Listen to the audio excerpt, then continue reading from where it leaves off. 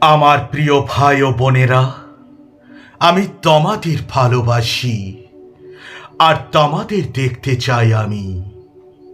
তোমরা আমার আনন্দ ও গর্বের বিষয়। আমি যেমন বলেছি তেমন ভাবেই সর্বদা প্রভুর বাধ্য থাকো। সব সময় প্রভুতে আনন্দ করো। আমি আবারও বলছি, আনন্দ করো। তোমাদের শান্ত সংযত আচরণ দ্বারা যেন তোমরা সকলের প্রীতির পাত্র হয়ে ওঠো। প্রভু শীঘ্রই আসছেন। কোনো কিছুতে উদ্বিগ্ন হইও না, বরং সকল বিষয়েই প্রার্থনার মাধ্যমে তোমাদের যা কিছু প্রয়োজন তা একমাত্র ঈশ্বরকে জানাও এবং তাকে তোমরা ধন্যবাদ দাও। তাতে সমস্ত চিন্তার অতীত যে ঈশ্বরের শান্তি, তা তোমাদের হৃদয় ও মনকে খ্রিস্ট যিশুতে রক্ষা করবে।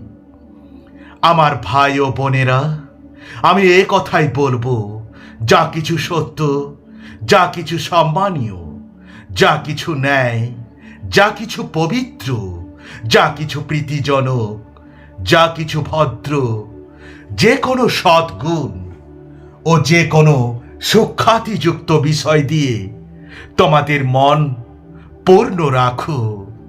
তোমরা আমার কাছ থেকে যা কিছু শিখেছ, শুনেছ ও পেয়েছ, আর তোমরা আমাকে যা করতে দেখেছ তাই করো, তাহলে যিনি শান্তির ঈশ্বর, তিনি তোমাদের সঙ্গে সঙ্গে থাকবেন। আমার ঈশ্বর তোমাদের সব অভাব মিটিয়ে দেবেন। খ্রিস্ট যিশুতে ঈশ্বরের যে মহিমার ভাণ্ডার আছে, তার থেকে তিনি তোমাদের সব অভাব মোচন করবেন। আমাদের ঈশ্বর ও পিতার মহিমা যুগে যুগে বিরাজ করুক। আমিন। আমাদের প্রভু যীশু খ্রিস্টের অনুগ্রহ তোমাদের সকলের সঙ্গে সর্বদা থাকুক। তিনি তাদের চোখের জল মুছিয়ে দেবেন।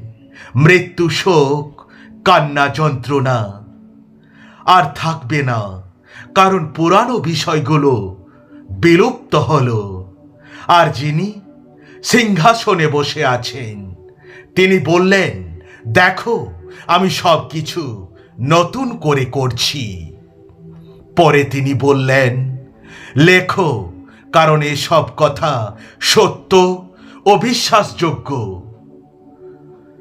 যিনি সিংহাসনে বসেছিলেন, পরে তিনি আমায় বললেন, সম্পন্ন হলো। আমি আলফা ও ওমেগা, আমি আদি ও অন্ত। যে তৃষ্ণার্ত, তাকে আমি জীবন জলের উৎস থেকে বিনামূল্যে জল দান করব। এই বিজয়ী হয় সেই এই সবের অধিকারী হবে। আমি তার ঈশ্বর হব, আর সে হবে আমার পুত্র। প্রভুই আমার মেষ পালক। আমার যা কিছু চাই সব সময়ে আমি তাই নেব। তার নামের মহিমা উপলব্ধি করার জন্য তিনি আমার আত্মাকে নতুন শক্তি দেন। তার নামের জন্য তিনি আমায় ঠিক পথে পরিচালিত করেন। এমনকি যদি আমি গাঢ় অন্ধকারময় কোনো উপত্যকা দিয়ে আমি হেঁটে যাই, আমি কোনো বিপদের দ্বারা ভীত হব না। কেন? কারণ আপনি যে আমার সঙ্গে রয়েছেন। প্রভু আপনার শাসনদণ্ড আমাকে স্বস্তি দেয়, নিরাপদে রাখে। প্রভু আপনি আমার জ্যোতি এবং আমার পরিত্রাতা। আমি কাউকে ভয় পাব না। প্রভু আমার জীবনের সুরক্ষা স্থান। তাই কোনো লোককে আমি ভয় পাব না। মন্দ লোকরা আমায় আক্রমণ করতে পারে এবং আমার শত্রুরা আমায় ধ্বংস করার চেষ্টা করতে পারে, তখন তারা হোঁচট খেয়ে পড়ে যাবে। তোমরা অবশ্যই প্রভুকে ভালোবাসো। যারা প্রভুর প্রতি নিষ্ঠাবান, প্রভু তাদের রক্ষা করেন। কিন্তু যারা নিজের ক্ষমতা নিয়ে দম্ভ করে, প্রভু তাদের শাস্তি দেন। তারা তাদের প্রাপ্য শাস্তি পায়। তোমরা যারা প্রভুর সাহায্যের জন্য প্রতীক্ষা করছো, তারা সাহসী হও, শক্তিশালী হও। ঈশ্বর আমাদের আশ্রয় এবং আমাদের শক্তির উৎস। সমস্যার সময় তার মধ্যেই আমরা সব সাহায্য খুঁজে পাব। তাই যখন ভূমিকম্প হয়, যখন পর্বত ভেঙে সমুদ্রে পড়ে যায়, তখন আমার ভয় পাই না।